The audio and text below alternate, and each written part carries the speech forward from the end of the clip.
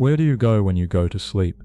Maybe you've asked yourself this question before when you dream of alternate worlds, of people from your childhood you hadn't thought of in years, or even strangers you've never met. Does your mind invent all of this for no reason? Why do thoughts twist into strange stories after midnight, as if logic itself had fallen asleep? And if you spend a third of your life in this altered state, then where exactly do you go when you go to sleep? Welcome to NeuroNap Academy. Tonight, we'll step past the edge of waking into the hidden science of the midnight mind through 22 calm steps that reveal how your brain loosens control, reshapes memory, rehearses fears, softens emotions, and even invents entire worlds while you dream. But here's the unsettling question. If your sense of self can dissolve and rebuild every single night, then how much of you is really shaped in sleep, not in waking life? To make this journey easier to hold, I've prepared a free, practical guide with a clear summary of tonight's video. You'll find it in the description, like a map you can return to whenever you want clarity. So take a slow breath. Tonight we begin with the first step, mapping the night within. To feel this without theories, stand with me at the threshold. You stand at the threshold of night, where wakefulness and sleep blur like two rivers meeting. The air around you feels heavier than daylight, yet your thoughts still circle like restless birds. There is a tension in this moment, the same tension ancient travelers must have felt when they reached the edge of familiar land and saw only the vast, uncharted sea beyond. This is where the journey into sleep begins, not in silence, but in that strange overlap when your body longs to rest while your mind still clings to control. It may feel as though nothing remarkable is happening. You lie down, you close your eyes, and the room dims, but hidden beneath that quiet surface, your brain begins one of its most remarkable performances. Small groups of nerve cells, scattered across the vast map of your cortex, start to slip into a drowsy state. Scientists call this local sleep, because it doesn't sweep across the whole brain at once. Instead, like lanterns in a city being extinguished one by one, little patches of neurons temporarily shut off. You may not notice this process, but you've likely felt its effects. The sudden difficulty focusing on a sentence, the mind drifting even while the eyes remain open, the half-mistaken perception that you almost dreamed while still awake. Think of it as a rehearsal. Before full sleep arrives, parts of your mind experiment with it in fragments.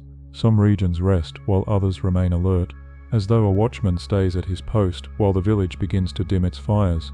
This delicate balancing act explains why, in moments of exhaustion, you can experience lapses like typing a word you don't remember forming, or briefly losing the thread of a conversation. These are tiny windows into the transition that is now spreading further, preparing you for the deeper plunge. But the descent into sleep is not a collapse. It is more like a negotiation. The higher parts of your brain, the prefrontal regions that keep track of plans, rules, and self-control, gradually release their grip. In their place, slower rhythms start to dominate, much like the ocean tide pulling steadily back from shore. If you could watch this unfolding on a screen, you would see your brain's fast, busy waves soften into longer, slower curves, as though the mind were sighing into a calmer breath. There is a paradox here worth pausing on. In surrendering control, the brain is not becoming weaker, it is becoming wiser. By dimming its chatter, it clears the stage for other processes that daytime never allows. Imagine a grand theatre where, after the actors leave, hidden crews emerge to reset the scenery, repair the broken props, and sweep the floor. Sleep begins in this way, quietly, invisibly, with a changing of roles. What does this mean for you as a human being navigating the mystery of existence? Perhaps that every ending is less a sudden fall than a gradual release. The same way twilight does not instantly become night, your consciousness does not simply vanish. Instead, you walk a corridor of thresholds, each step loosening a little more of your grip on the day. In life, too, transitions often happen this way, not as dramatic breaks, but as subtle shifts, where part of you moves ahead while another part lingers behind. So when you next close your eyes, remember that the first stage of sleep is not absence, but transformation. You are not losing awareness, you are reshaping it. You are stepping into a different logic, one that begins in fragments, but will soon gather into whole worlds. And this fragile edge you are now imagining, is the true gateway. For once the threshold is crossed, another realm awaits, the quiet workshop of non-REM sleep, where your mind begins its deep work of repair. There is a particular strangeness to this moment, the stretch of time when your body has quieted, but your thoughts still wander. It is not full wakefulness, nor is it full sleep. You stand in between, hovering at a fragile threshold. If you were to look inward, you might sense your attention loosening, like a hand slowly releasing the reins of a restless horse. Here fragments of the day replay themselves with less order, less urgency. The mind begins to untie its knots, but not yet with the grand sweeps of deep sleep. Instead, it drifts in flickers and starts as if trying out the feeling of surrender. You may have noticed it when your head dips while reading, or when a sudden image flashes through your mind before fading into nothing. These are glimpses of the threshold, the first signals that consciousness is yielding its authority. Scientists who measure the brain during these moments see something remarkable. Not all of your neurons fall asleep at once. Some continue firing in fast, restless rhythms, while others adopt slower, wave-like patterns.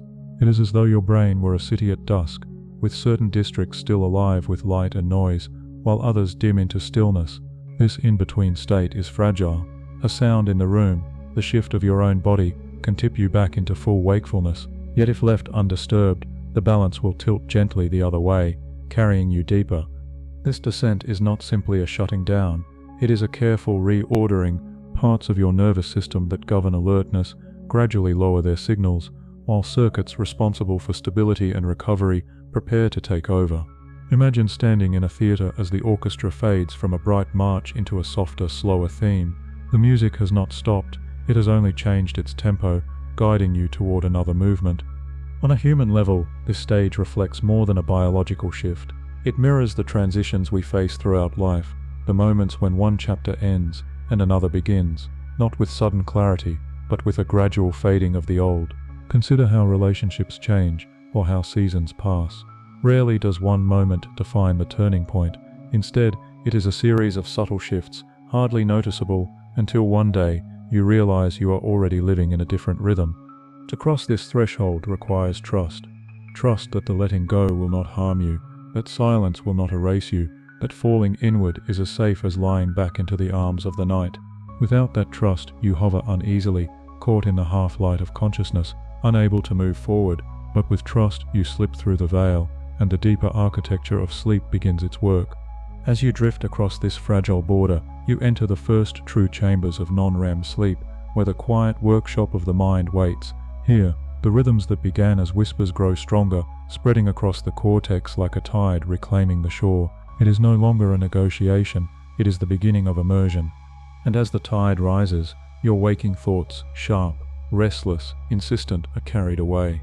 In their place comes something steadier, slower, more ancient. The city of your mind dims further until only the essential lights remain. This is where you are going next. Into the workshop of non-REM sleep, where the scaffolding of your memories, your emotions, and your body's own signals begin to rearrange themselves in ways you cannot yet see, but will surely feel. The threshold has faded behind you now. You are no longer hovering, no longer caught between wakefulness and surrender. Instead, you enter a quieter chamber of the night, a place where the pace of thought has slowed to match the deeper rhythm of your body. This is the beginning of non-REM sleep, the quiet workshop where your brain begins its nightly labor. Imagine walking through a vast library after closing hours. The doors are shut, the corridors dim, and yet inside the silence, caretakers move with deliberate care. They do not rush, for there is no audience demanding their attention. They tend to the shelves, dusting, repairing, sorting, ensuring that every book will be ready when the doors open again. In much the same way, your brain in non-REM sleep tends to the stories of your day. If scientists were to place electrodes upon your scalp at this moment, they would see something striking. Gone are the quick, restless rhythms of wakefulness. In their place rise slower waves, rolling across your cortex like long swells upon the ocean. These are called delta waves, and they mark the transition into deep, restorative sleep. Each wave is like a signal, synchronizing vast populations of neurons into a collective breath. It is as though the brain itself is exhaling, releasing the tensions accumulated in daylight. Within this rhythm, your body follows suit. Heartbeat slows, breath deepens, muscles relax. Hormones that repair tissue and build strength flow more freely now, as if nighttime were the hour chosen for healing. Even your immune system joins in, sending out signals that strengthen its vigilance. What feels to you like stillness is in truth a profound orchestration of repair. But the workshop of non-REM is not only about the body, it is also about memory. During this stage, the fragile impressions you gathered through the day are replayed and stabilized. Imagine trying to sketch a drawing in sand while the tide threatens to erase it. Daytime learning is like that. Impressions are made, but they are unstable. In non-REM sleep, the tide recedes long enough for those sketches to be etched more deeply, transferred from temporary traces into sturdier records. Yet the process is not mindless. Your brain does not save everything. It sifts, choosing what to keep and what to discard. Trivial details. What shirt a stranger wore, what number flashed briefly on a screen, fade away. But the patterns, the meanings, the events tied to emotion, they are kept, filed carefully in the deeper shelves of your memory. You might say non-REM sleep is the librarian that decides which stories deserve permanence and which may be forgotten. On a more reflective level, there is a lesson here. To live well is not to cling to everything, but to choose with care. Just as your brain trims and stores selectively at night, so too must your waking life discern what matters. Non-REM sleep models this wisdom, that clarity comes not from holding tightly to all experience, but from releasing the trivial to honor the essential. If you could glimpse your mind in this moment, you might see sparks of memories flicker like lanterns in a dark hall, snippets of a conversation, the face of someone you love, the outline of a task unfinished. They appear, stabilize, and then fade into deeper storage. This process happens without your awareness, yet it shapes who you become, for what you remember is not just knowledge, it is identity. And as this quiet sorting continues, the waves of non-REM deepen, the silence grows more profound. You are carried further inward, where repair and memory intertwine, preparing you for the next act in this nightly performance. But before the night can reach its most vivid theater, there is another chamber to explore. Beyond the quiet workshop lies a place of even slower, more powerful rhythms, a realm where the very structure of your brain is maintained, like a city undergoing its deepest repairs. This is the domain of slow-wave sleep, where housekeeping takes on its most essential form. Now the silence of the night grows heavier. You have crossed into the deepest form of non-REM sleep, the realm of slow waves. Here, the brain enters a rhythm so profound that it resembles the great tides of the sea, rolling in long, deliberate surges. If the lighter stages of sleep are like the rustle of leaves, then slow-wave sleep is the soundless weight of the forest itself. From a scientific view, these slow waves are vast electrical patterns sweeping across the cortex, neurons that, in wakefulness, chatter in quick and scattered bursts, now fall into synchrony, rising and falling together in a collective pulse. Imagine a stadium of people who had been speaking in 1,000 voices, suddenly joining in one song, their voices moving as one. That is what the brain is doing now, oscillating between silence and activity, a chorus of rest and renewal. Why does this matter? Because in these long, rolling waves, something essential occurs. Waste products that accumulate during wakefulness are cleared away. Between your neurons lies a fluid-filled space, and during slow-wave sleep, that space expands, allowing cerebrospinal fluid to wash through more freely. It is as if the brain, after a long day of burning energy, finally opens its windows and lets the night air sweep clean the smoke of its fires. Toxins that might otherwise build into harm are carried away. In this way, sleep is not simply rest, it is maintenance, preservation, survival. Meanwhile, your memories continue their transformation. Daylight gave you raw impressions, the sight of a street corner, the feel of a friend's laughter, the pressure of a deadline. In slow-wave sleep, these fragments are replayed and reinforced, etched deeper into the architecture of your mind. Think of it as scaffolding being built around fragile structures so they can stand tall tomorrow. Without this reinforcement, memories fade, collapsing like unanchored tents in the wind. But the brain does not strengthen everything, it prunes. Some connections between neurons are weakened, even erased. This is not loss, but refinement. Like a gardener trimming branches so that the tree may grow stronger, slow-wave sleep shapes your neural networks, ensuring that what remains is more efficient, more elegant. You wake not with more clutter, but with clearer pathways. This pruning carries a philosophical echo.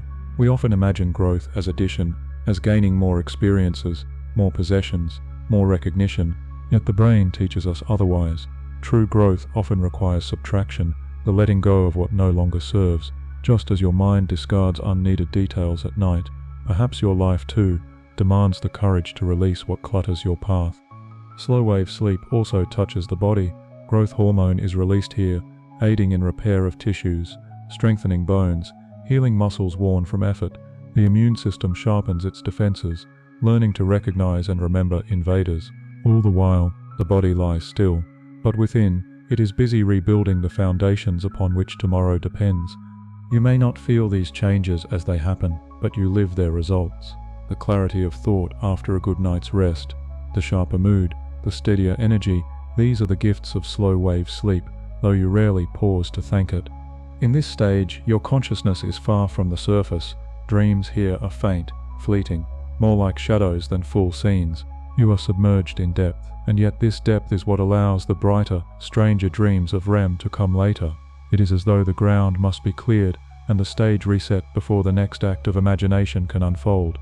And so, while you drift in this deep housekeeping of the mind, you are being prepared for a transition.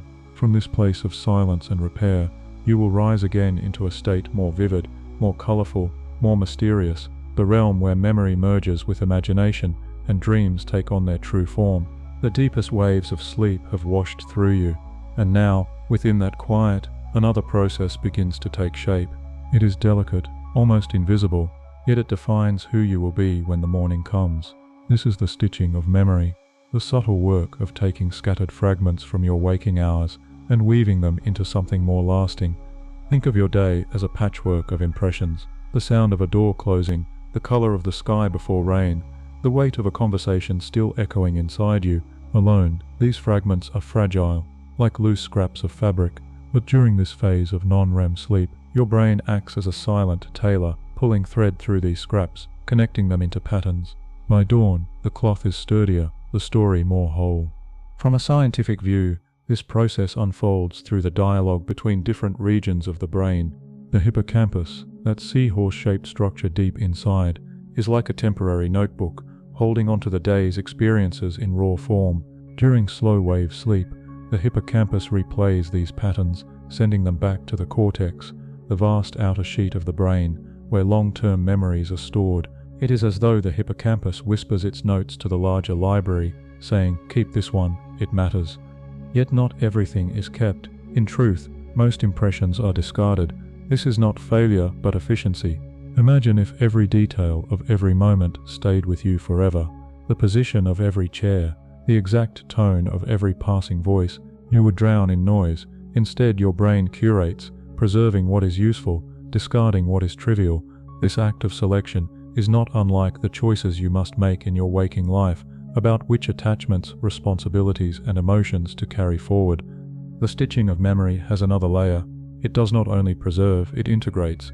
Experiences are not stored in isolation, but linked with others. A new skill, such as learning a phrase in another language, may be connected to older words you already know. A lesson learned at work may join with memories of past mistakes, creating a pattern of understanding you did not consciously design. This is how wisdom is formed, not from isolated facts, but from their union. And here lies a philosophical truth. Memory is not just a record of the past, it is the soil from which meaning grows. Each night, as your brain weaves these threads, it is not merely keeping data, it is shaping your sense of self, who you believe you are, what you know, how you interpret the world. All of this is continually revised in the silent hours when you do not even know it is happening. If you pause to consider this, there is humility in the realization. You are not the sole author of your identity. Each night, unseen, your brain revises the script, adjusting your story in ways you will only notice in subtle feelings of clarity, confidence, or perhaps the easing of confusion. The person who rises in the morning is not precisely the one who lay down at night. This too mirrors the cycles of life. We are always stitching together fragments of relationships, of choices, of dreams, and often we do not know which threads will endure until time shows us the pattern.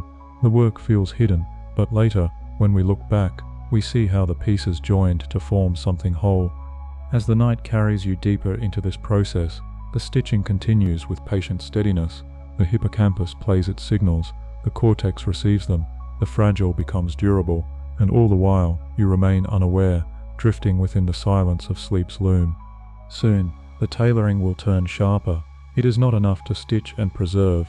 The brain must also prune, cutting away threads that do not belong. refining the pattern so it is clear. And so, as the night moves forward, you will enter the stage where trimming and choosing define the path toward clarity. The loom of the night has woven its first stitches, preserving fragments of your day. But memory is not simply about keeping, it is about refining. And so, as your sleep deepens, another process begins, pruning. It is not as visible as creation, but it is just as vital. Without it, the cloth of your memory would be too tangled to use, a dense web where clarity is lost. In your brain, pruning means that synapses, the tiny connections through which neurons speak to each other, are quietly trimmed. During the day, these synapses multiply in response to every sight, thought, and action. They sprout like shoots in a spring meadow, exuberant and numerous. But not all can remain. At night, especially during deep non-REM sleep, the brain evaluates them. Some are strengthened, their bonds made tighter, while others are weakened or even erased. It is a gardener's task removing excess branches so the tree may grow straighter, healthier, and stronger. Scientists have observed this pruning most clearly in animals. In young mice, for example, the number of synaptic spines, tiny knobs on neurons that form connections, shrinks during sleep. It is as though the brain is tidying its workspace, reducing clutter so that what remains can function more efficiently. Humans, too, rely on this nightly refinement. Without it, memory would overflow with irrelevant details, leaving little space for new learning. And so the brain sharpens its focus. What mattered most to you, an important conversation, a skill you practiced, an emotion that left its mark, those synapses are preserved, strengthened, even enhanced. Meanwhile, the passing details, what shoes a stranger wore, what song briefly played in a shop, fade into silence. This balance allows you to awaken with clarity rather than chaos. There is a philosophy hidden in this act of pruning. We often cling to the idea that growth means accumulation, adding more experiences, more possessions, more achievements. Yet your brain teaches otherwise. True growth requires letting go. By pruning, the mind shows that clarity comes not from hoarding, but from choosing. It is an act of discipline, of wisdom, to release what no longer serves. In this way, sleep itself becomes a teacher, modeling the courage to cut away excess so that meaning can shine through. Consider how this principle applies beyond the brain, in your life too. The things you prune, old habits, unnecessary obligations, fears that once seemed vital, create space for deeper growth. To sharpen your path is not to carry everything, but to carry only what matters. Sleep performs this lesson within you every night, whether or not you heed it when awake. The sharpening does not occur in silence alone, it influences how you will act tomorrow. By strengthening certain pathways, your brain shapes what you are more likely to recall, which decisions will feel natural, which skills will flow with less effort. The trimming of the night sculpts the choices of the day. You wake believing you are freely deciding, yet much of your clarity was prepared for you in these unseen hours. As pruning continues, the night carries you further into stillness. Neurons pulse in unison, the waves of your brain rise and fall in slow harmony, and the excess is quietly released. What remains is leaner, sharper, more enduring. The tailor has not only stitched, the gardener has also trimmed. From this work emerges a mind that is both lighter and more resilient. And now, with pruning complete, another dimension of the night reveals itself, the way your body's rhythms and signals merge with the mind's processes, tuning your inner world like an instrument. What comes next is the meeting point of body and brain, where signals of breath, heart, and gut weave into the architecture of your thoughts. Beneath the quiet pruning of synapses, a subtler music plays. It is not only the brain's electrical waves that guide your night, it is also the chorus of your body, sending signals upward into the mind. Each heartbeat, each breath, each slow surge of the gut, all of it becomes part of the symphony. In waking life you barely notice these rhythms, but in sleep their whispers grow louder, shaping the tone of your inner world. Your heart, for example, slows as you sink deeper into non-REM sleep. The steady pulse does more than rest the body, it sets a rhythm that influences brain activity. Scientists who study this connection speak of a dance between the cardiovascular system and the nervous system.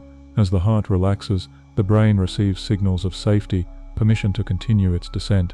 If the heart falters or stirs with irregularity, the brain notices and shifts its patterns in response.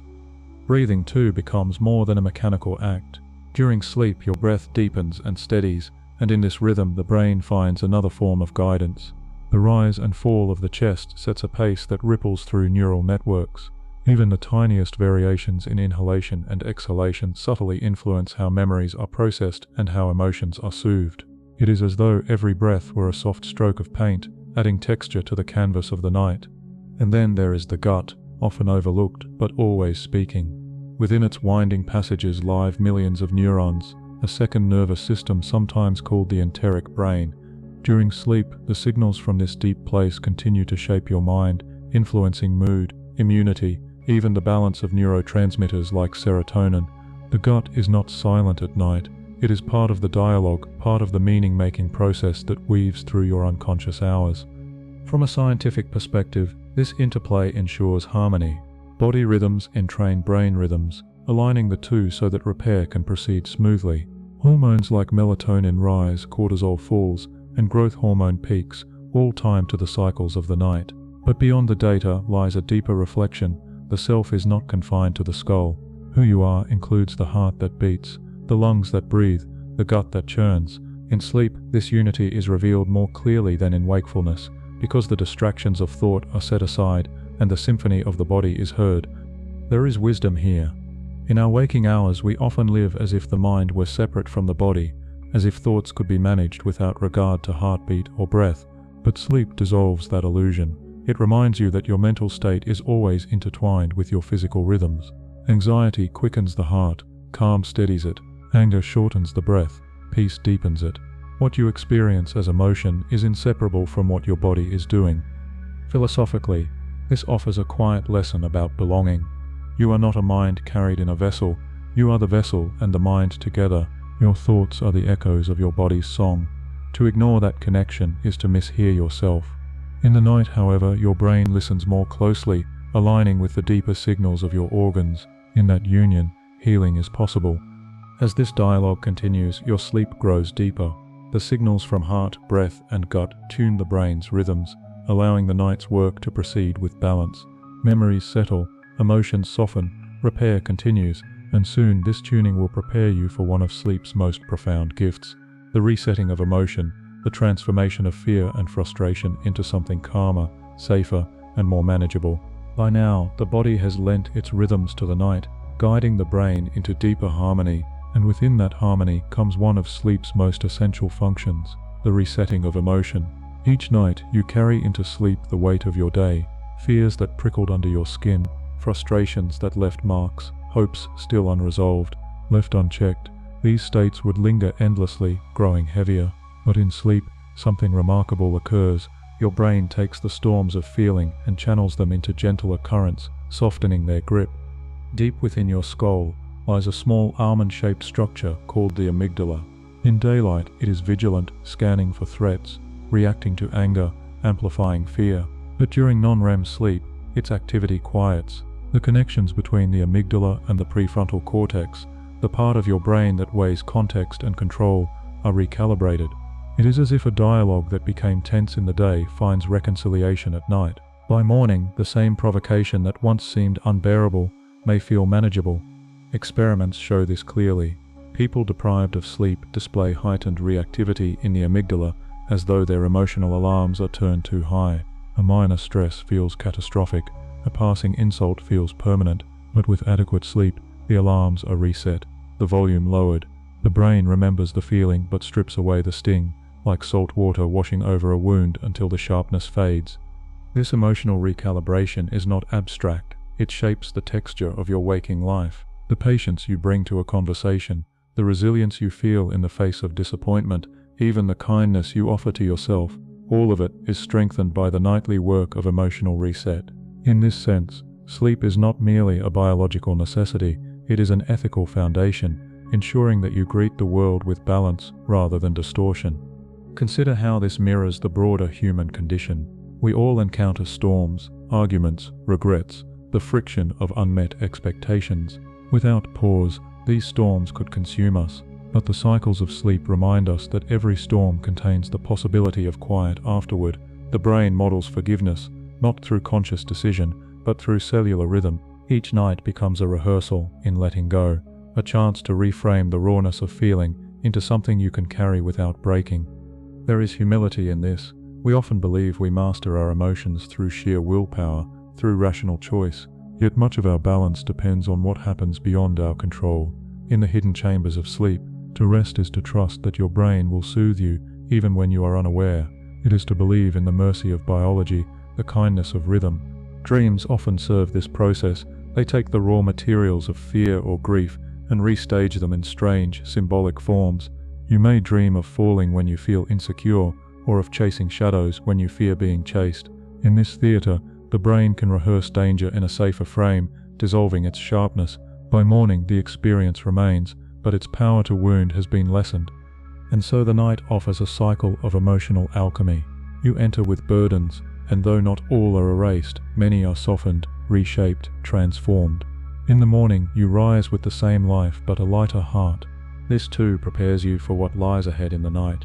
Having reset your emotions, your mind now has the freedom to rehearse, to imagine, to practice scenarios without risk.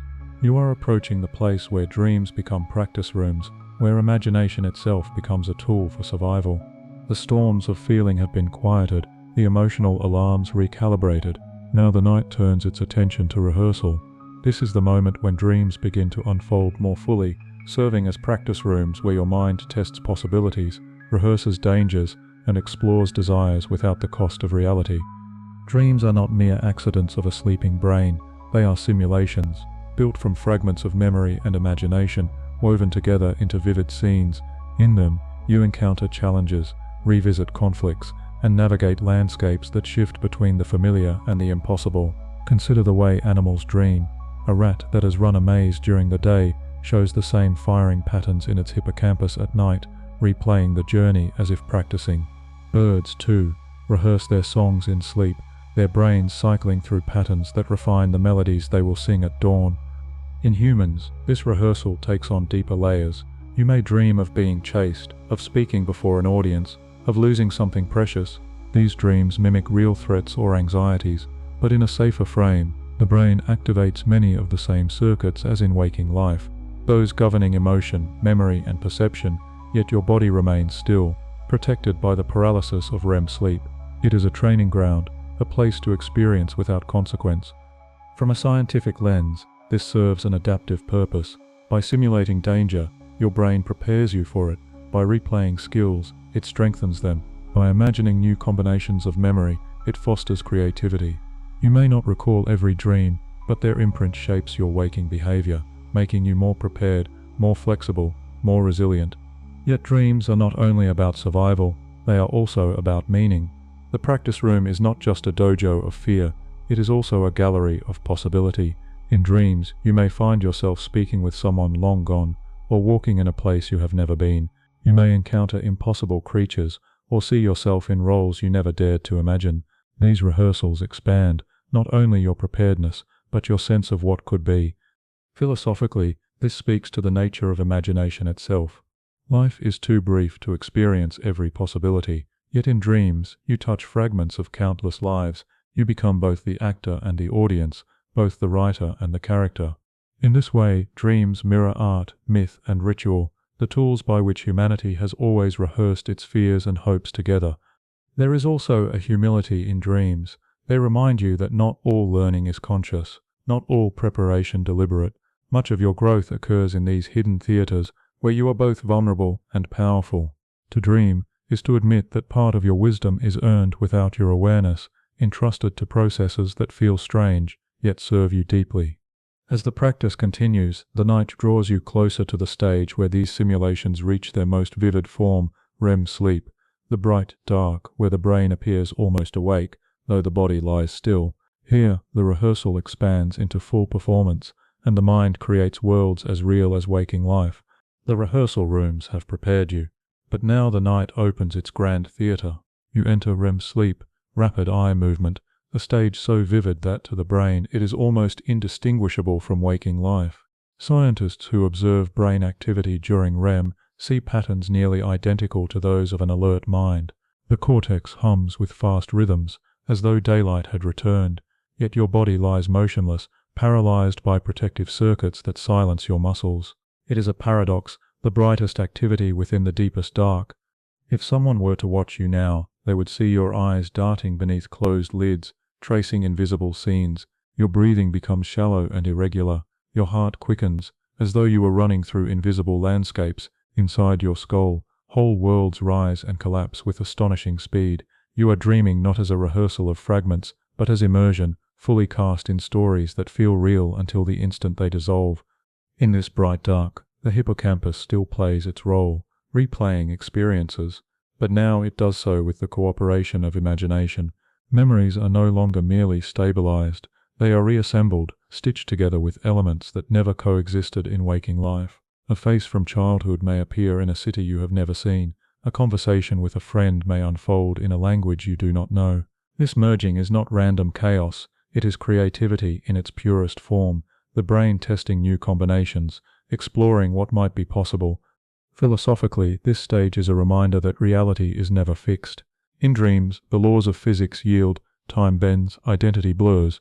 You may fly or die or become someone else. And in the moment, it feels entirely natural. Waking life insists on boundaries, but REM dissolves them. To witness yourself in this state is to realize how fluid the self truly is, how much of what you call I is constructed, and how easily it can shift into something else. There is a protective brilliance in this. By entering such vivid simulations, the brain allows you to experience extremes, terror, ecstasy, grief, wonder, without consequence. The paralysis of REM ensures that you do not act out these experiences, sparing you harm, and yet the emotional weight is real enough to leave traces in your waking mood, to soften or intensify your perspective on life. Scientists suggest that REM is a space for integration, where non-REM prunes and preserves, REM experiments and recombines. It is as though the brain, having tidied its library, now invites the poets and dramatists to play with the texts, to write new interpretations, to discover hidden connections. In this sense, REM is not opposed to order, but complementary to it. It is the creative counterpart to the discipline of non-REM, the yin to its yang. And so, in this bright dark, your mind is both at work and at play. You are practicing without knowing, inventing without intention, healing without effort. The stage is yours, yet you are both actor and audience, powerless to shape the script yet deeply shaped by it. As REM unfolds, the night continues its rhythm, cycles of non-REM and REM, deep repair followed by vivid performance. And within this cycle lies one of sleep's greatest mysteries, the bending of time itself. For in dreams, minutes can stretch into hours, and hours can collapse into flashes. The next chapter of your journey will take you there, into the strange elasticity of memory and time, where the brain runs its experiments at speeds the waking mind cannot comprehend. Inside the bright theatre of REM, time itself begins to lose its grip. Minutes stretch, collapse, and rearrange, leaving you with the uncanny sense that you have lived through hours of experience in the space of a heartbeat. This bending of time is not illusion alone, it reflects the way your brain replays and compresses memory during the night. Scientists who record brain activity in animals have witnessed this in astonishing detail. A rat that runs a maze during the day shows the same patterns of neural firing during sleep, but 10 times faster, as if the brain were replaying the journey in fast forward. The hippocampus, that inner notebook of memory, compresses experience into condensed sequences, testing them again and again in miniature. Sometimes the replay runs forward, tracing the path as it happened. At other times it reverses, as if the brain were rewinding, exploring what might have been done differently. In these rapid rehearsals, learning is not simply preserved but refined. For humans, this compression creates the peculiar elasticity of dreams. You may drift off for what seems like moments, only to awaken believing you have lived through entire narratives, a voyage across oceans, a long conversation with someone long gone, a chase that spans endless corridors. Your sense of time is stretched by the brain's ability to condense memory and emotion into dream sequences, unconstrained by the clock of waking life. This manipulation of time serves a purpose. By running through memories at high speed, your brain can strengthen connections more efficiently, much as practicing a skill in accelerated repetitions can sharpen mastery. At the same time, the reversal of sequences allows for evaluation, testing not only what happened, but what could have happened. In this way, the night becomes a laboratory for possibility, where past and potential intertwine. Philosophically, these time-bending replays mirror our deepest human questions about memory and destiny. We often revisit our lives in thought, replaying choices, imagining alternate outcomes. What if I had spoken differently? What if I had turned left instead of right? In sleep, the brain does this automatically, without judgment, allowing you to rehearse and release. It shows that time, at least in memory, is not fixed, it is malleable, open to reinterpretation. There is humility here too. The life you remember is not a perfect record.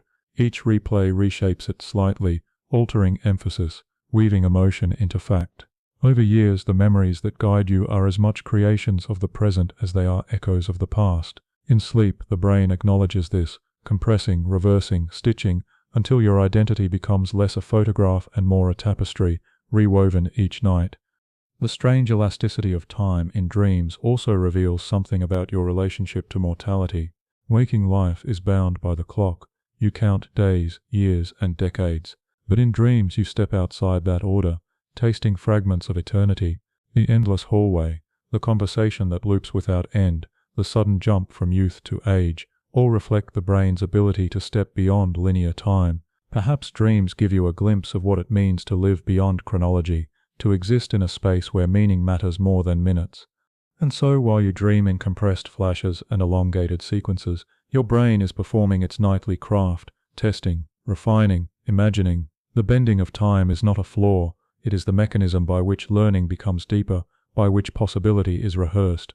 Soon this laboratory of time will open into something even more surprising, the merging of distant ideas, the creation of connections your waking mind would never dare to make. Beyond the compression of memory lies the expansion of creativity, the hidden corridor where the brain invents. The brain has bent time, compressing memories and running them in reverse, refining the past in rapid sequences, but now it turns toward a different purpose, creation. This is the corridor where distant ideas meet, where the ordinary boundaries of thought dissolve, and where creativity takes root in ways waking logic could never predict. In REM sleep, the brain does something extraordinary. It does not merely replay memories, it combines them. A fragment from childhood may fuse with a conversation from yesterday. A melody you once heard may echo against the shape of a face you have never seen. The brain stitches together elements with no obvious connection, and from this strange pairing, new patterns emerge. To a scientist, this is the work of the associative networks in the cortex, freed from the strict oversight of the prefrontal regions that keep order during the day. To you, it appears as the bizarre but unforgettable tapestry of dreams. Creativity, in its deepest sense, is the ability to connect the unconnected. When you wake with an idea that feels as though it came from nowhere, often it has been incubated in this nocturnal corridor. Studies of problem solving show that people who sleep after wrestling with a puzzle are more likely to find insight than those who remain awake.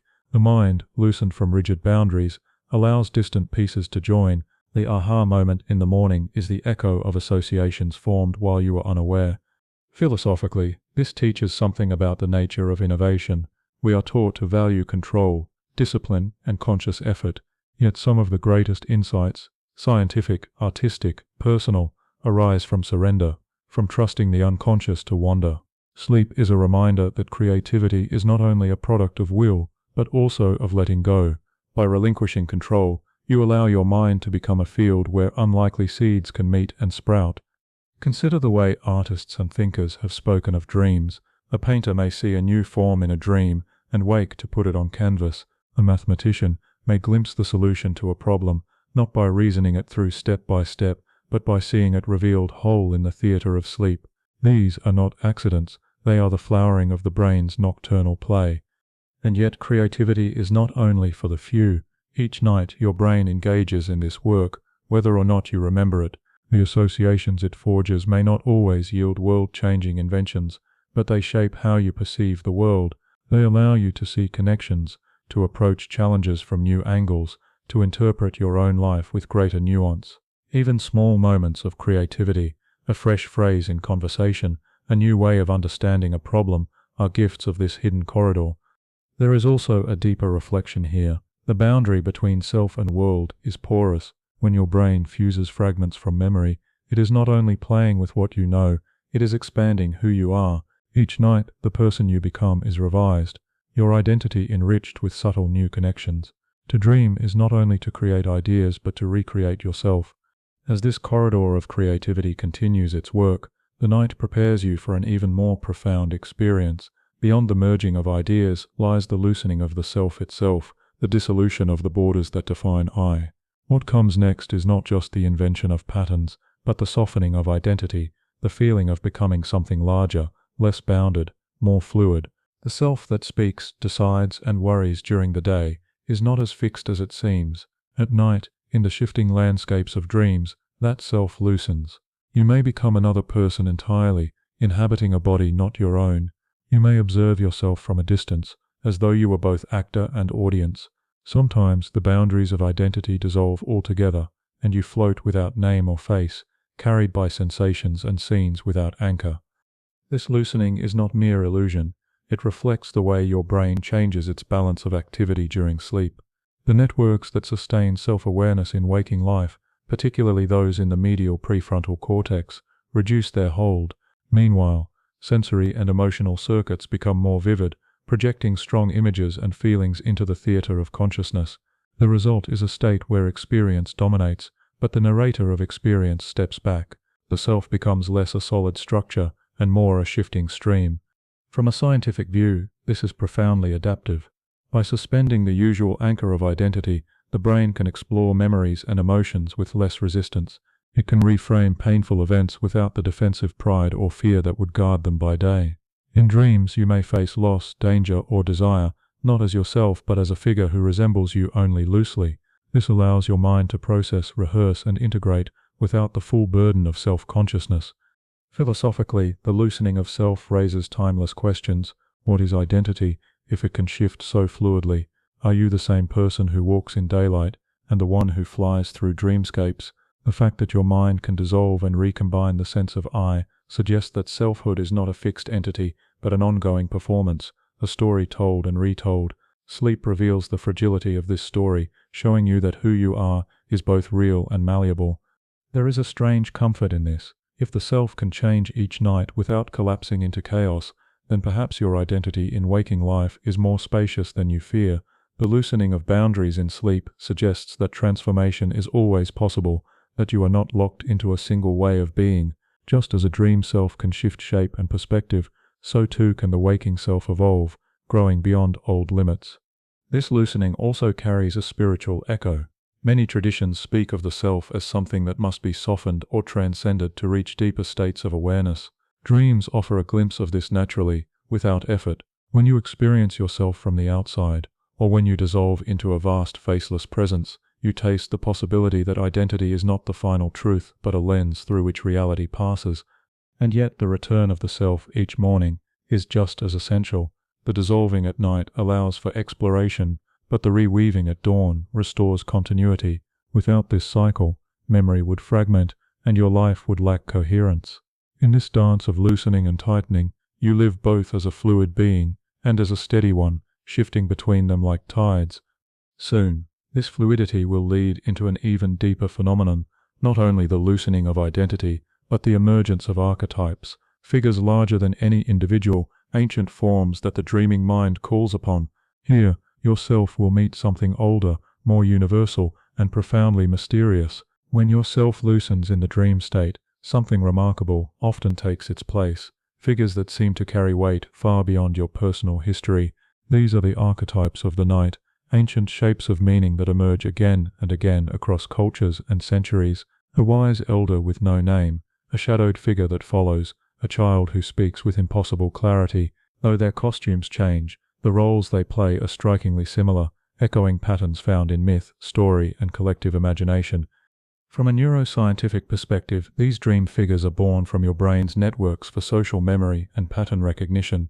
The regions that store faces, voices, and gestures activate spontaneously, drawing on fragments of people you have known, or even strangers glimpsed in passing. But the brain does not merely reassemble these pieces, it exaggerates, simplifies, and amplifies them, until the figure embodies a role. The mind seems to know how to strip away the trivial and sculpt the essential, leaving you with characters that feel timeless. Yet science alone does not explain the weight they carry. These archetypes matter because they mirror structures in your own psyche. The threatening shadow is not just an image, it is the embodiment of fear, of repressed anger, of what you cannot admit while awake. The wise guide is not just an invented elder, It is your brain's way of offering counsel from knowledge you already hold but have not yet recognized. Dreams make these inner forces visible by clothing them in human form. Philosophically, this suggests that dreams connect you not only to yourself but to humanity at large. If your mind produces archetypes similar to those in myths told by distant cultures, then perhaps the human brain carries shared templates, born of our common struggles and hopes. The hero's journey, the trickster's challenge, the nurturing mother, all appear in dreams because they are woven into the deep architecture of human meaning. In sleep, you participate in a theater older than your individual life. Encountering these archetypes can change how you live by day. To meet the shadow in a dream is to acknowledge what you avoid in waking life. To follow the guide is to trust that wisdom resides within you, even if it arrives disguised. To hear the voice of a child may remind you that innocence and renewal are not lost but hidden. Dreams give these lessons not as lectures but as living encounters, vivid and unforgettable. There is also humility in this experience. When you realize that your dreams draw on forms shared across humanity, you see that your inner life is not entirely your own. You are shaped by patterns larger than yourself, patterns that bind you to every person who has ever dreamed. This recognition can soften the loneliness of individuality, replacing it with a sense of belonging to a vast human story. And yet, just as the archetypes rise, they also shift and dissolve. A guide may transform into an enemy, a shadow may reveal itself as a protector.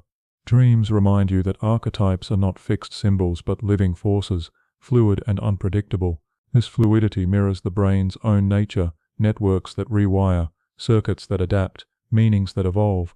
As you travel deeper into this theater, archetypes lead you toward the emotional heart of dreams, a place where memory and meaning converge, where your most powerful experiences are distilled and reimagined.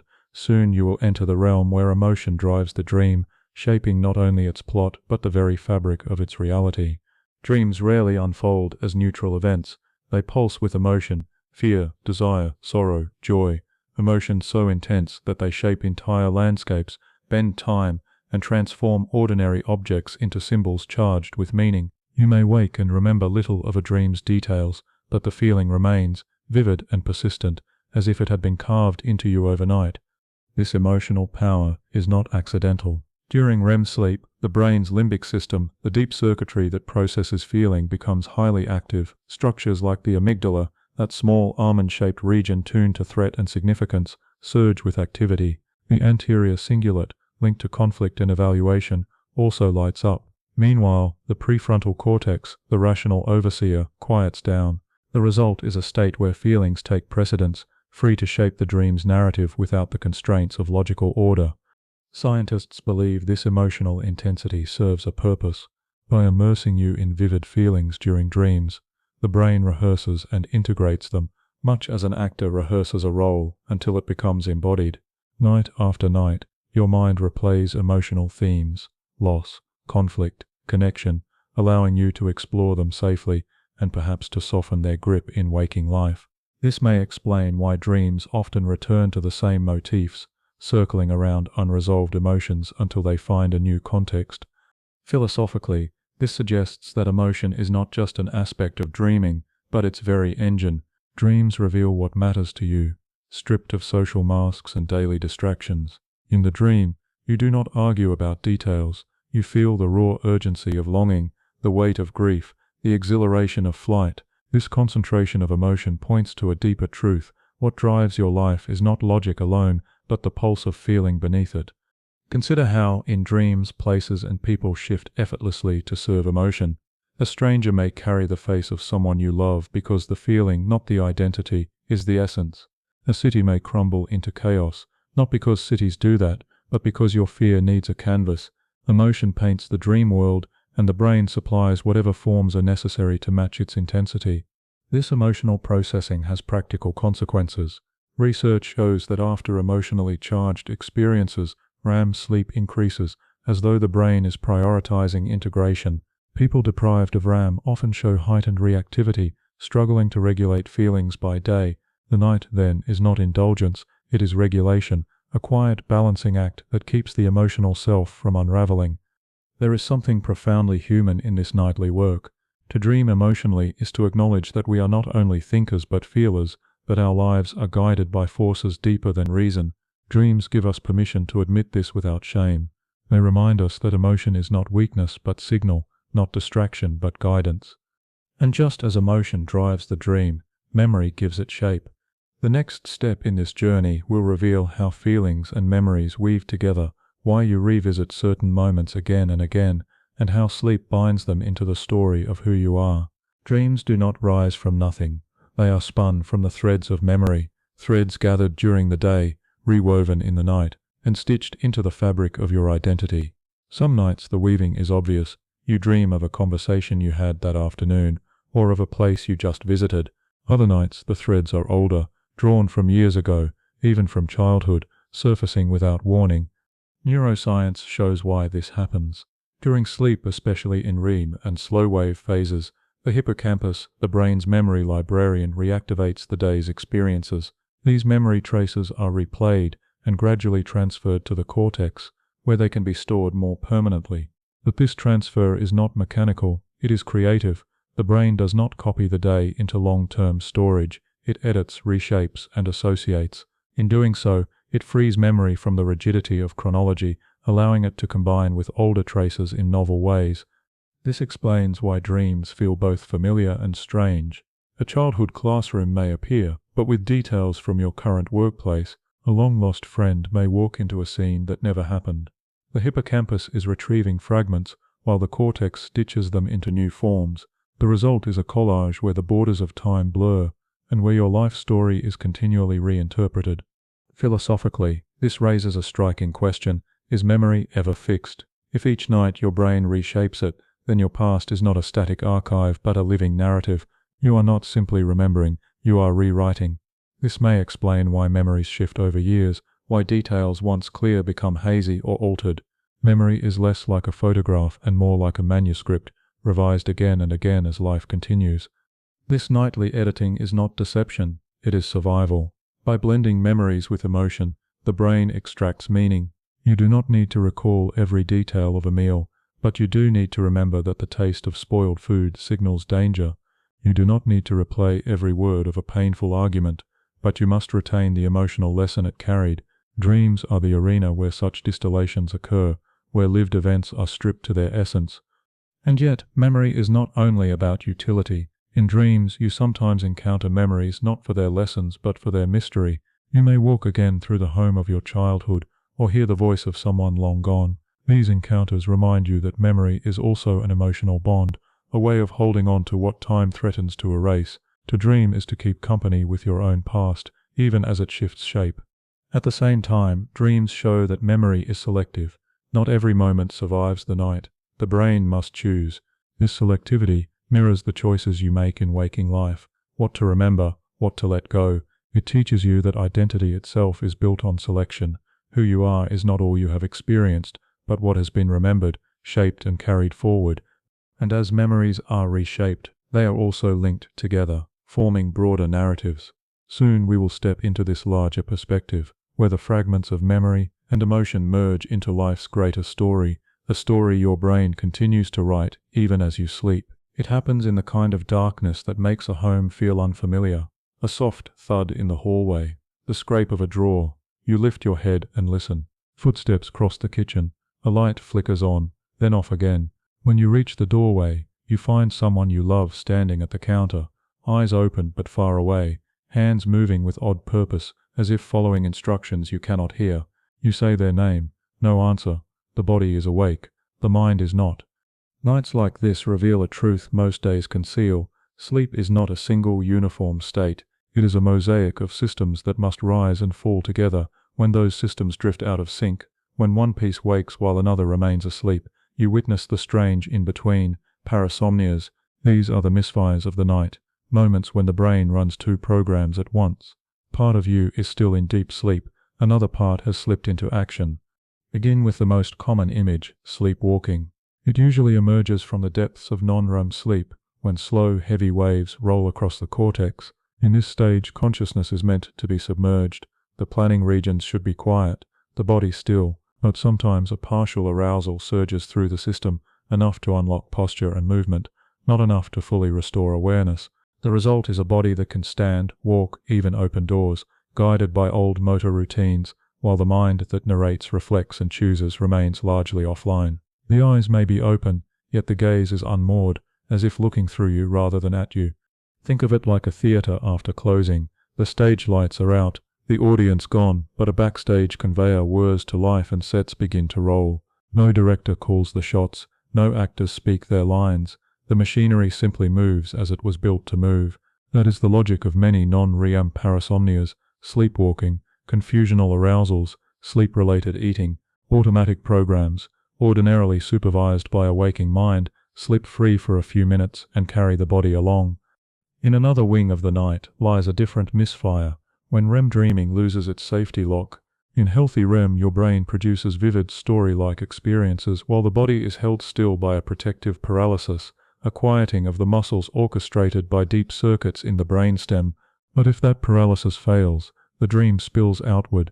The sleeping person may shout, punch at phantoms, run in place, or leap from bed, acting out the dream with startling force. This is REM sleep behavior disorder, a reminder that dreams are not gentle when the barriers drop. Here, it is the theatre in full production, lights blazing, plot roaring, while the stagehands forget to lower the curtain.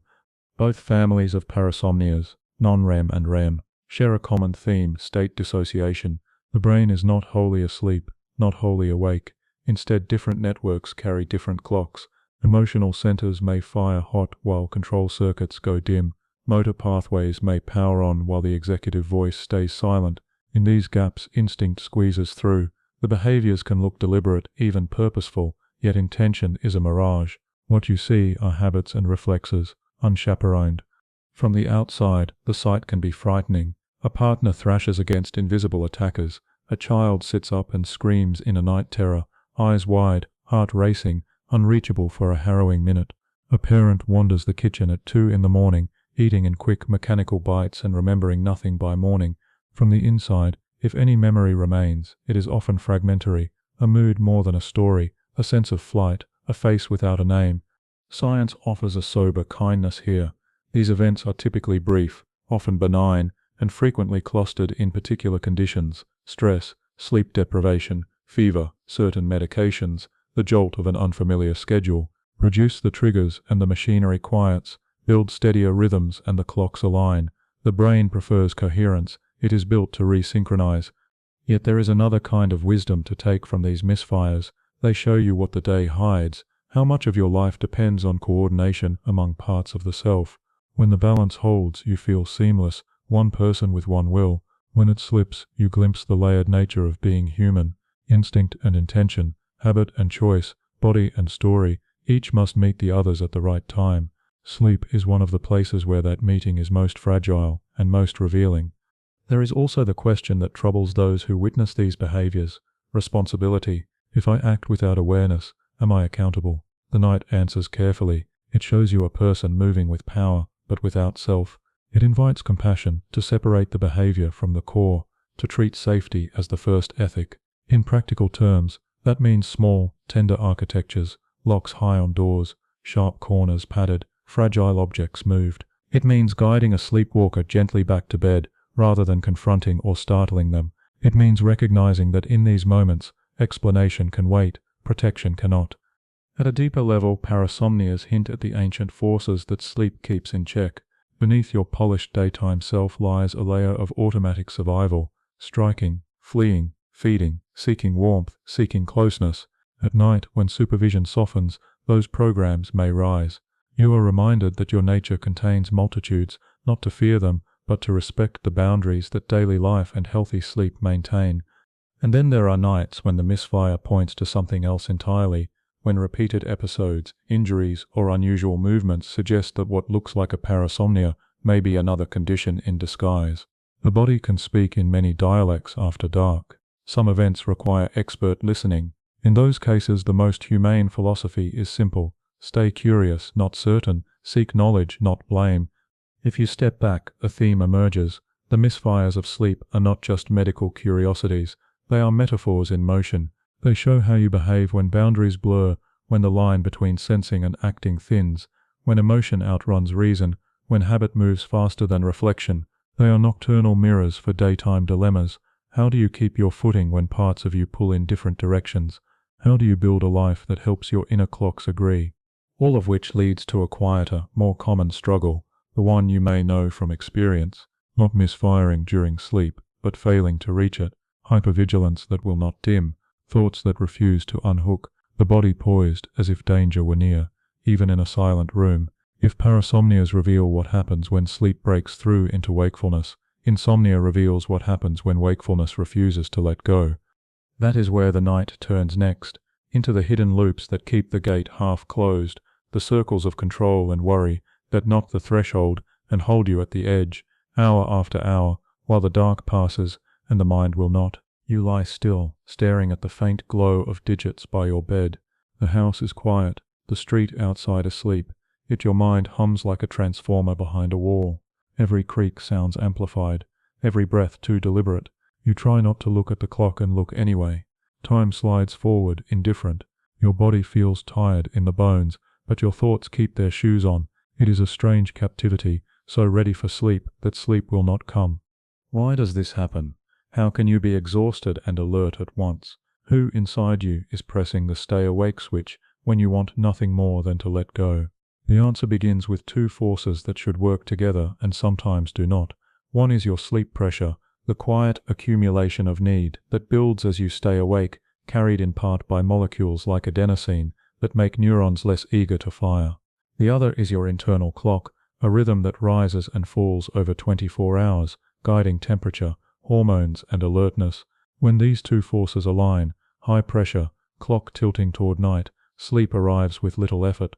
But if the clock is late, or the pressure has been bled off by long naps or evening caffeine, the gate wobbles, alignment frays. Then there is hyperarousal, the body's night watchman who cannot be convinced to go off duty, the systems that scan for danger in daylight, stress hormones, alerting chemicals, the circuitry that sharpens attention, refuse to dim, cortisol lingers when it should be low, noradrenaline whispers, stay ready, orexin, a wake-promoting signal deep in the brain, may nudge you toward vigilance. The thalamus, a gatekeeper that normally lowers the volume on incoming signals, leaves the door cracked. You don't want to attend to every sound, every worry, every unfinished email, but the guard inside you distrusts the quiet and keeps listening. So you wait on a runway that won't clear. Imagine a line of planes circling above your internal airport. Plans, regrets, small alarms. The tower keeps the lights on because it has learned that darkness brings surprises. You cannot land until those lights change. And here is the paradox. The more you try to force the landing, the more you keep the tower staffed. Effort itself becomes a signal of threat. Insomnia often grows from this paradox of effort. A few difficult nights lead you to fight for sleep, counting the hours until morning, measuring your future mood against the clock. Your bed slowly changes meaning in your nervous system, from a place of rest to a place of performance. Classical conditioning does the rest. Lying down becomes the cue not for sleep, but for evaluation. Is it happening yet? The moment that question appears, arousal rises. Your default mode network, the set of brain regions that spins narrative when you are idle, seizes the microphone. It replays the day, argues both sides of old conversations. Small coping habits that feel reasonable can lock the loop. Clock checking teaches your brain that time is the judge. Scrolling bathes your eyes in bright light that tells the clock it's still day, stalling melatonin's gentle onset. Extra coffee after noon steals just enough sleep pressure to matter by midnight. Long naps refund sleep pressure too generously. Late-night problem-solving proves to your inner guard that night is dangerous, work-filled terrain. Each choice makes sense in isolation. Together, they teach your body that the bed is a place to stay awake. Meanwhile, the autonomic nervous system, the part that tunes heart and breath, reads your worry and follows suit. Breathing grows shallow, heart rate variability narrows, your chest learns to hover, you feel as if you are failing, but what you are actually doing is succeeding at vigilance. The very skills that keep you safe in daylight, analysis, persistence, responsibility, become clumsy at midnight. A strength misapplied is indistinguishable from a problem. There is, too, the mind's way of magnifying what it measures. Catastrophic predictions. If I don't sleep, tomorrow is ruined. If tomorrow is ruined, the week collapses. Turn an ordinary bad night into a crisis rehearsal. The nervous system treats crisis rehearsals as crises.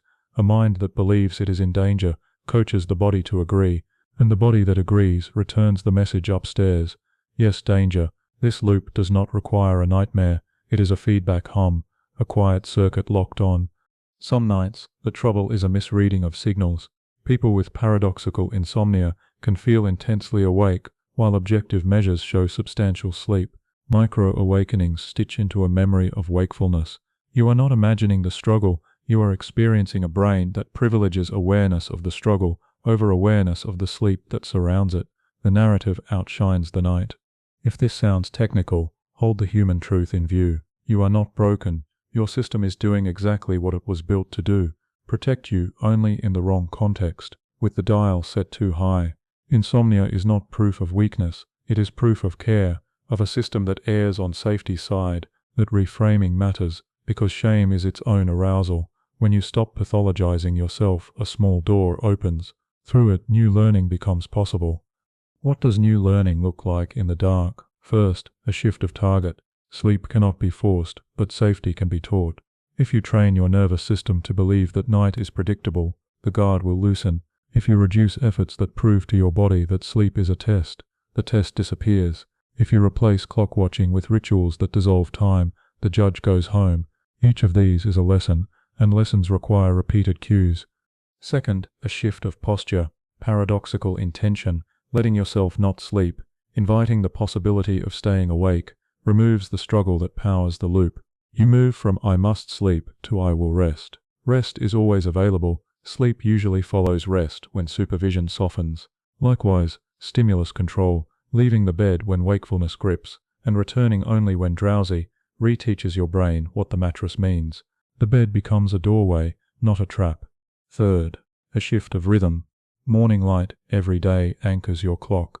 Gentle movement in daylight rebuilds sleep pressure. A consistent rise time teaches the system that tomorrow is reliable. Evening becomes a descent rather than a cliff. Lights dimmed, tasks closed, breath lengthened. The body loves patterns more than it loves promises. Underneath these shifts runs a softer philosophy. Vigilance once served you. Thank it, then set limits. You can keep your daytime guard without letting it patrol the night. Control has a proper hour, so does surrender. To practice that distinction is to become skillful at being human. But skills need tools, and tools work best as rituals, small repeatable acts that carry meaning. The nervous system learns through pattern and prediction. What you offer it each evening can become a language that says it is safe to power down. In the next chapter, you will craft that language, a sequence of cues that teach your body what your mind cannot argue into being. Simple, sensory, reliable. The house is still. The digits glow, but they no longer judge. You will build a night your biology can trust, until trust itself guides you under. You dim the room before the sun has fully left, letting shadows lengthen on their own. The screen goes dark and stays dark. Somewhere in the kitchen a kettle whispers. The same cup sits waiting on the same shelf. The same book opens to the place where the ribbon rests. You do not announce that you are training your nervous system. You simply arrange the night so that it knows what to do. There is a quiet puzzle in this. Why do small ordinary acts, light lowered, breath slowed, pages turned, change the way your mind meets darkness? Why should the body believe a lamp more than a thought? The answer begins with how your brain learns safety. It takes cues from patterns, not promises. Repetition writes meaning into the world. This smell means home. This sound means friend. This path means shelter.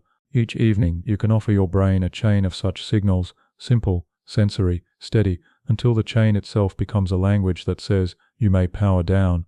From science's side, 3 systems listen closely to these cues. The first is your circadian clock, a cluster of cells deep behind your eyes that reads light like a conductor reads tempo. When dusk arrives in your room, that clock signals glands to lift melatonin, temperature to drift downward, alerting chemistry to quiet. Darkness is not a mood, it is a message. The second system is sleep pressure, the slow tide that rises across the day. Routine protects it from being siphoned off by late caffeine, evening naps, or bright screens. The third is the autonomic nervous system, which takes its orders from sensation more than argument. Lengthening your exhale, warming your skin, and reducing noise all tip it toward the parasympathetic state, where heart and breath find calmer rhythms. Think of ritual as tuning an instrument before a concert. You are not yet playing the music of sleep. You are tightening strings, adjusting pegs, finding resonance. The tuning is physical. A warm bath an hour or two before bed nudges blood toward your hands and feet. As your skin sheds that warmth afterward, your core temperature falls and the descent toward sleep begins. Soft light, amber, candle, lamp under a shade, tells receptors in your retina that night has arrived, coaxing melatonin's curve upward. Slow breathing around the pace of a calm walk, an inhale that lets the ribs open, an exhale that lasts a little longer, signals your heart to loosen its guard. Body stillness and gentle weight, a blanket with a bit of heft, a pillow with a remembered shape, remind pressure sensors in your skin that the world is not moving fast. The tuning is also environmental. Your room becomes a script your body can read without thinking. Cooler air that meets skin like a lake at evening, curtains that make a small, predictable darkness, a clock turned away so time is not an actor on the stage. Sound is shaped into something soft, quiet air, a fan's low hum, rain played low enough to disappear, scent, lavender, cedar, or simply the clean smell of your own sheets, anchors place and memory together. None of these details is magic. The power lies in how reliably they recur. And the tuning is narrative. You close the day on purpose. Tasks are gathered and put somewhere you trust.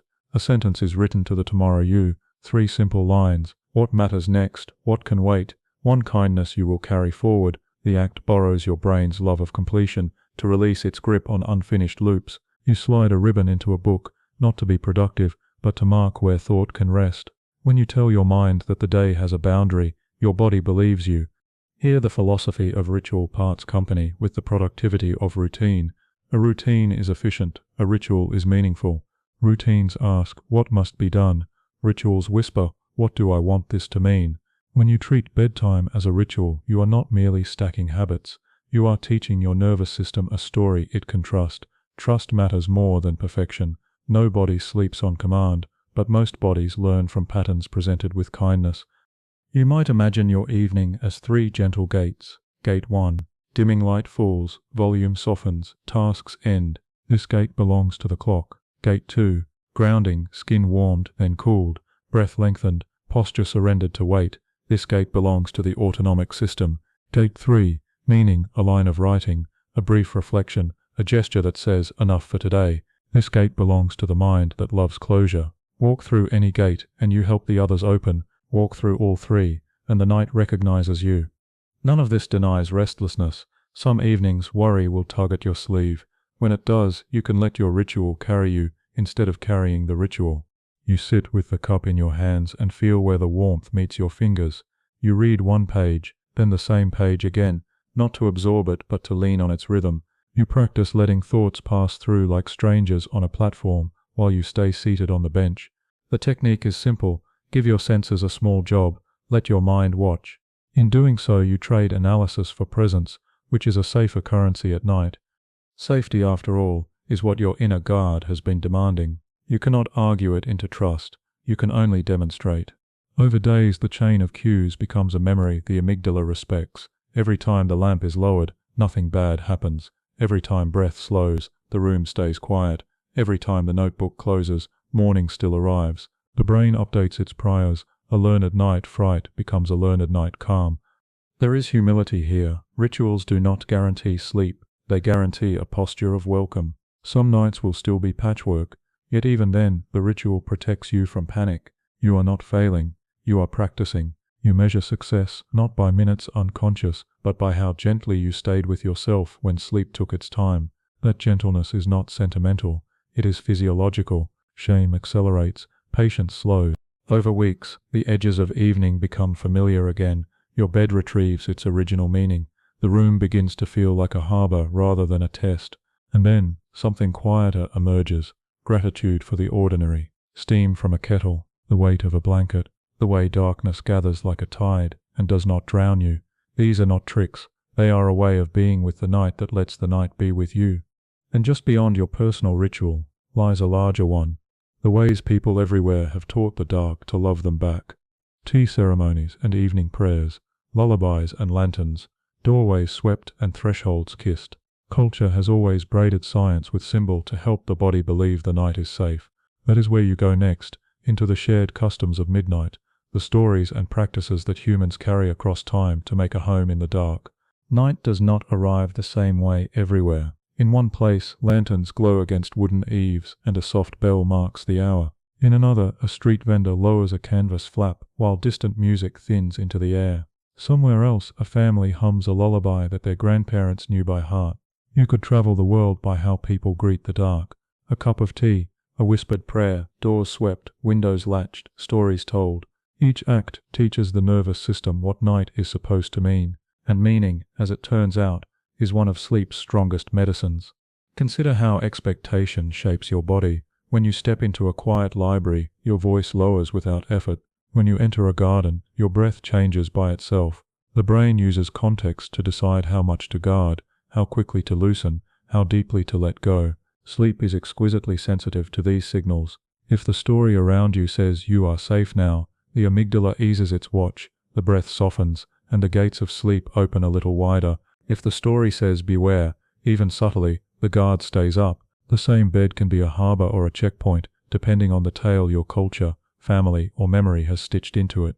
Science recognizes this in the simple fact that the brain is a prediction machine.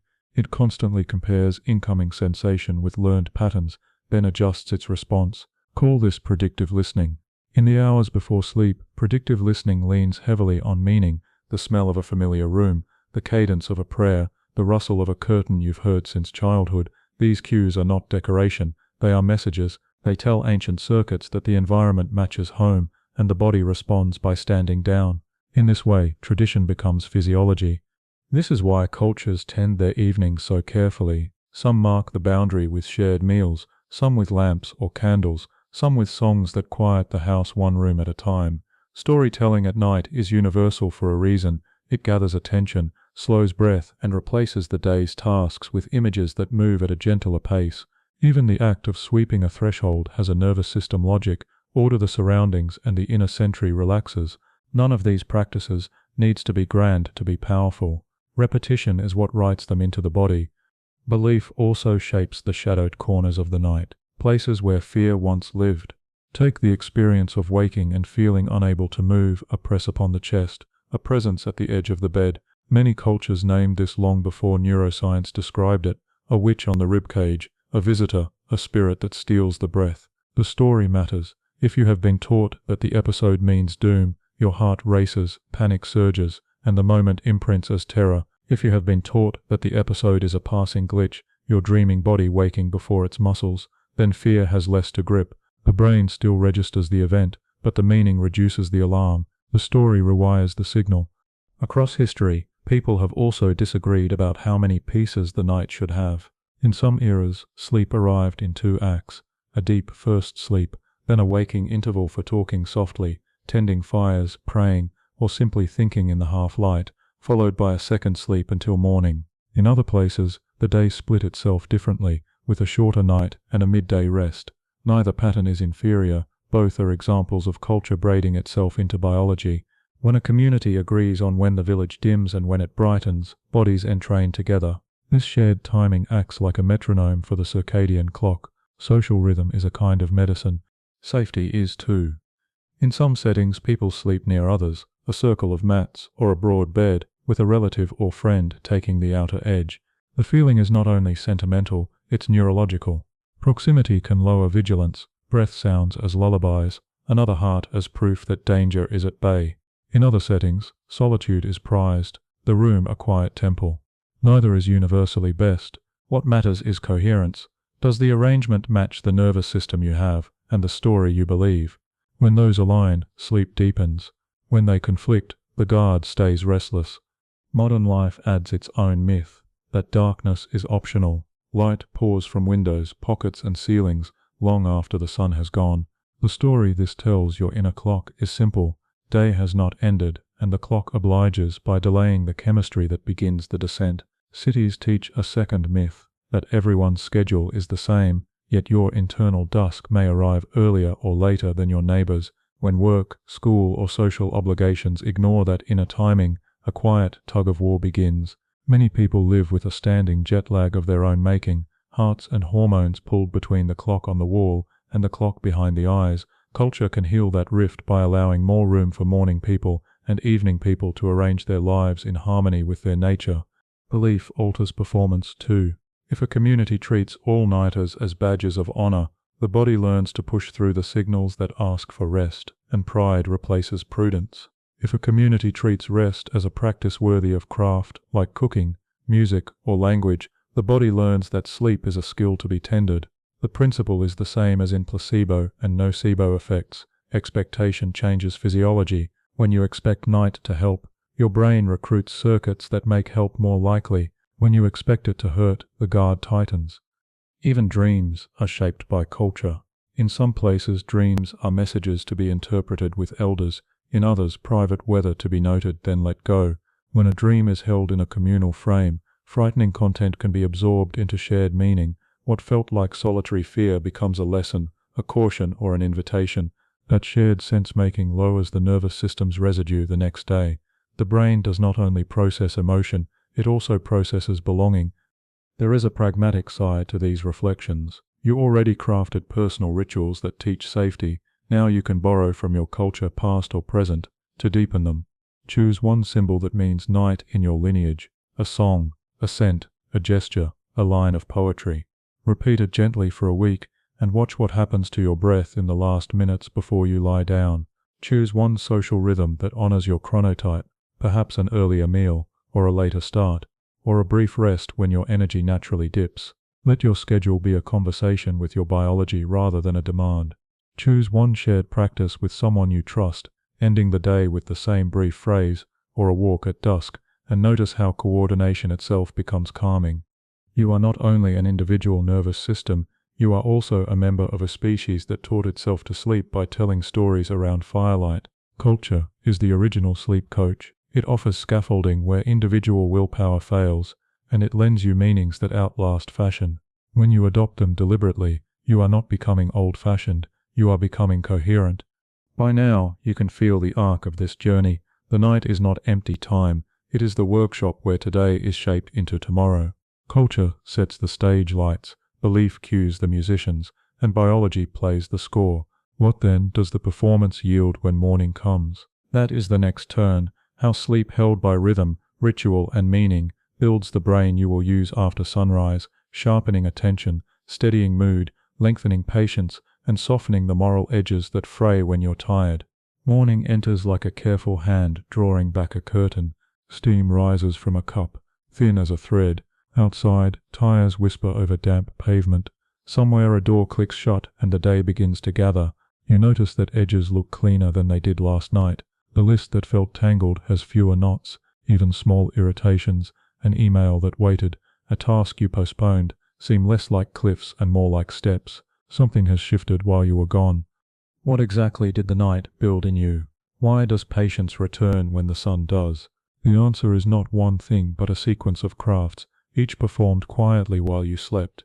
Think of your brain as a workshop where different crews work in shifts. The light crew handles attention, sanding roughness from your focus. The memory crew lays foundations and seals seams. The mood crew checks the load-bearing walls, tightening what loosened under yesterday's weather. When the doors open at dawn, the building holds better. Start with attention. During the day, your senses flood the mind with detail, colors, words, tiny movements at the edge of vision. A small gateway deep inside helps decide what reaches consciousness and what waits. At night, slow waves rehearse a steadier rhythm there, and the conductor behind your forehead, the part of you that sets priorities and holds goals, reclaims its baton. The result is a cleaner signal in the morning, fewer false alarms, less static, more of what matters rising to the front. What felt like sand in the gears becomes a smoother turn. You are less likely to stare at a sentence and lose it, less likely to walk into a room and forget why you came. Then memory. The seahorse-shaped keeper tucked in your inner folds spends the night whispering to the outer library. Keep this, shape that, let this go. Skills you practiced yesterday feel a notch steadier, names pair more firmly with faces, and patterns that were faint show up a shade darker. Importantly, the librarian does not save everything, it saves what makes other things make sense. That means you wake not with more facts, but with better frameworks. New ideas have places to land. Old ideas find new doorways between them. It is not only storage, it is structure. Mood follows close behind. The small sentinel that startles at threat stands down a bit, and the counselor in the front of your mind who weighs context and consequence steps closer. By day, those two do best when they are in conversation. By night, that conversation is repaired. The result is not a blissful neutrality, but a fairer appraisal. You still recognize danger and injustice. You simply do not treat every squeak as an alarm. The volume knob turns from all caps back to sentences. You recognize that the story you wrote at midnight about failure, about doom, was drafted by a tired author. Morning lets you edit. Now to something softer and harder to name. Moral patience. Sleep does not give you new values, but it extends the space between impulse and action, the tiny gap where choice can live. The networks that let you feel another's state, subtle mirrors for breath, face, tone, are more available after rest, as if fog has lifted from the windows. You tolerate ambiguity longer, you are slower to strike, quicker to listen. The inner accountant who tallies fairness does not overcharge everyone for small mistakes. In short, rest lengthens the fuse and deepens the well. Kindness costs less when your nervous system is solvent. This has consequences in ordinary places. In a hallway conversation, you notice the question behind someone's words. At a stoplight, you do not build a stranger's error into an indictment of humanity. In a meeting, you revise a sentence before it becomes a cut. These are small acts, but they are the mortar of a life you can stand inside. Sleep does not make you perfect, it makes you more available to the person you meant to be. Consider the opposite to feel the contrast. On the days after thin sleep, attention frays. You miss the useful signal and chase the shiny one. Memory loses grip. You reread, relearn, repeat. Mood narrows, the sentinel shouts over the counselor, and moral patience collapses into moral haste. You react in ways that feel fast now and regretful later. Seen this way, sleep is not indulgence, but infrastructure. Without it, the bridge holds less weight. With it, you can carry more than yourself. All of this has a physical echo as well. Muscles fix the micro tears of use. The immune system renews its recognition of what to ignore and what to fight. The chemistry that fuels attention and effort resets its levels, so that focus can be sustained without scraping the bottom of the barrel by noon. None of these processes announces itself. They show up as steadiness, the most underrated feeling in the world. Philosophically, the lesson is humble. Character is not just what you decide, it is also what your biology makes possible. You cannot white-knuckle your way to patience forever. You need the night to build the room in which patience can sit. This is not an excuse, it is a responsibility. If people depend on the best of you, and they do, then tending your sleep is part of tending them. The person they meet tomorrow begins tonight. So you step into morning with a mind less cluttered, a lens wiped clear, a heart with longer reach. The night did not erase your challenges, it sharpened your tools. The question now is how to carry this forward deliberately, how to leave yourself a map you can follow on the evenings when willpower is thin and the day tries to spill past its edges. That is where you go next, returning with the map, a gentle plan you can keep, light to dim, breath to lengthen, words to write, so that each night teaches the next day, and each day repays the night. Dusk gathers the edges of your room, and with it comes a quiet resolve. You reach for a pen as if it were a small compass, and turn a blank page into a map you can follow when you are tired. The day has left traces in your chest, but the night you have just learned about is generous. It will meet you halfway if you give it a path. The question is simple, almost childlike. How do you carry what the night knows into a life that lasts beyond morning? Begin where all clocks begin, with light. Tomorrow's sleep starts when the sun returns. When you step outside soon after waking, even if clouds hang low, the cells behind your eyes take the sky's measure and whisper to a small conductor in your brain, mark this as day. That conductor, your inner clock, sets the schedule for hormones and temperature, nudging your rhythm toward predictability. 10 minutes on bright mornings, a little longer on dim ones, becomes the daily signature that keeps the rest of the score in time. Think of it as pulling a string through the hours, so the night has something to follow back to you. Movement is the second thread. Not punishment, not the theatre of discipline, simply a pulse given to your muscles, so the body remembers it is meant to use and then to mend. A walk that belongs to you, a stretch that greets your spine, a staircase taken on purpose. Daylight effort writes a quiet promise that night will keep. Growth where there was strain, repair where there was use. Then there is the kindness of limits. Caffeine that bows out after midday so sleep pressure can gather. bright screens that dim with the late sun so melatonin can rise, tasks that conclude before the last hour so your nervous system does not confuse a pillow with a meeting. You are not scolding yourself, you are setting stones along a path your body loves to walk. As evening approaches, return to the gates you opened earlier, dimming, grounding, meaning. You lower light and volume as if drawing curtains in a theatre between acts. You warm and then cool your skin, letting your core temperature drift down like a lake after a swimmer leaves. You give your breath the lead, a measured inhale that opens the ribs, a longer exhale that tells the heart it can set its shield down, and you make a small ceremony of closure, a line to tomorrow you naming what matters, what can wait, and one mercy you plan to keep. This is not performance, this is trust, made visible. What if the night is noisy anyway? Then you follow the if-awake map you prepared while calm. You do not bargain with the clock. You leave the bed gently when wakefulness grips, and return when drowsiness comes back to collect you. You keep a page and a dim pen nearby for thoughts that refuse to loosen. You set them down and promise to meet them in the morning light, where thinking belongs. You let a single sensory anchor carry you, the weight of a blanket, the hum of a fan. Remember too that your map extends into daylight ethics. Sleep built your patience, now spend it well. Protect the pauses between stimulus and response. Eat with attention at least once. Step outdoors without your phone long enough to hear the wind sort the leaves. These daytime gestures are not unrelated to night. They are ways of telling your nervous system that you live in a world with room, and that room will be returned to you after dark. Underneath the practices lies a gentler idea. You are not fixing a broken thing, you are befriending a wise one. The night is not an exam, it is a teacher who arrives without judgment and works whether you notice or not. Your part is modest and powerful. Set the stage, cue the music, then step back so the crew you met in these pages can do their work. If you miss a step, begin again. If you forget the map, draw a simpler one. The night pays attention to patterns more than to perfection. Some nights will be travel nights, or grief nights, or newborn nights, and the map will be more compass than schedule.